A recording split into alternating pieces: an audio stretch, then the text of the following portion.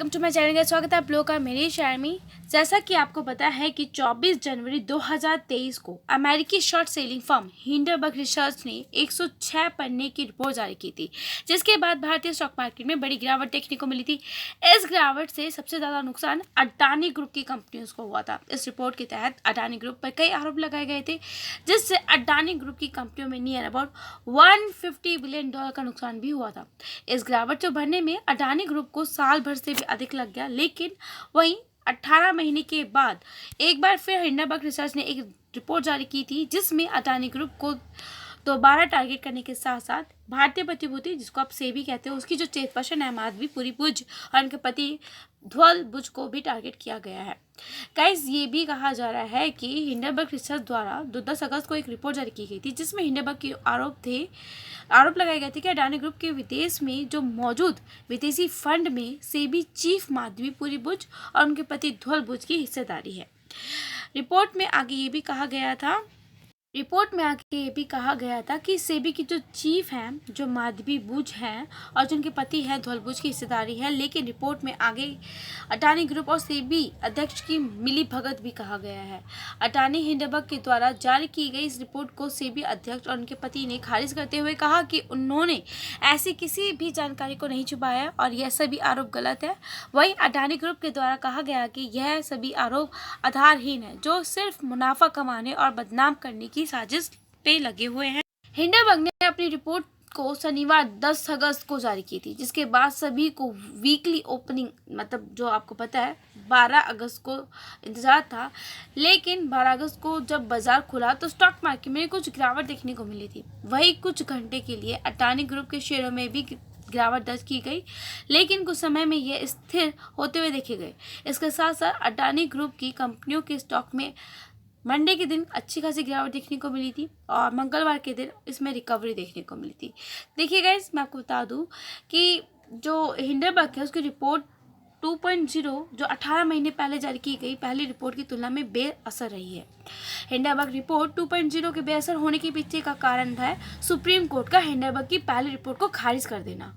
18 महीने पहले जब फर्म ने अडानी ग्रुप पर आरोप लगाए थे, तो आरोप की जांच का फैसला सुप्रीम कोर्ट तक गया था, जिसके ऊपर सुप्रीम कोर्ट को सख्त होते हुए देखा गया है।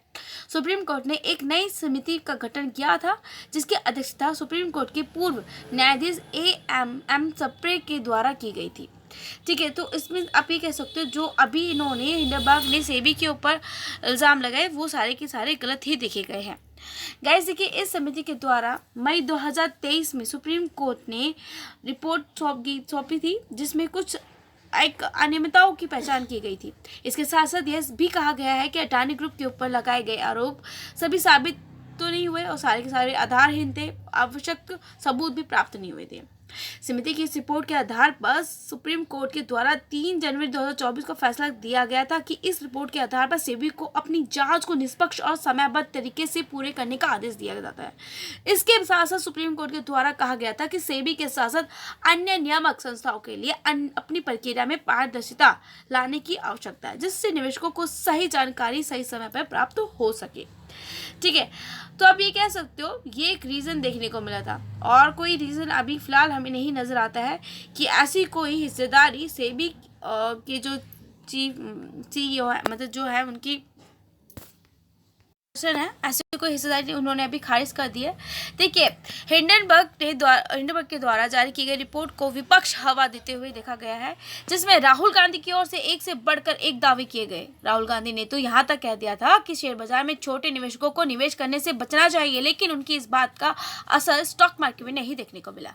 वहीं देश की सत्ता पक्ष ने विपक्ष और हिंडरबर्ग के आरोप को खारिज करते हुए कहा कि हिंडरबर्ग के द्वारा जारी की गई रिपोर्ट के पीछे देश विरोधी शक्तियों का भी हाथ है। इसके साथ साथ पूर्व केंद्रीय मंत्री रविशंकर प्रसाद ने सोमवार को जो रखी गई थी एक प्रेस कॉन्फ्रेंस के दौरान ये भी कहा कि हिंडरबर्ग के द्वारा जारी की गई यह रिपोर्ट मोदी सरकार को सत्ता से हटाने के लिए चलाई गई एक चाल है, जिसमें अमेरिका के उद्योगपति जॉर्ज सोरोस का भी हाथ देखने को मिलता है।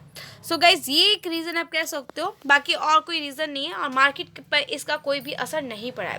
तो आई होप चीज़ें आप लोगों को क्लियर हो गई होंगी। तो मैं आपको यही कहूँगी कि स्टडी करके चेक करके देन तभी ही अडानी ग्रुप की कंपनीज में इन्वेस्ट करिएगा, क्योंकि किसी भी रिपोर्ट का या किसी का भी न्यूज़ में आ जाना उसकी स्टॉक पे काफ़ी ज़्यादा असर डालता है। तो अगर कोई भी स्टॉक आपको एक्सपेंसिव लग रहा है तो हाँ ठीक है, उनका वैल्यूएशन कम हो जाने दीजिए, उनको थोड़ा सा अपने सपोर्ट प्राइस पर आ जाने दीजिए, देन उस तरह से आप वहाँ से बाय करके चल सकते हैं।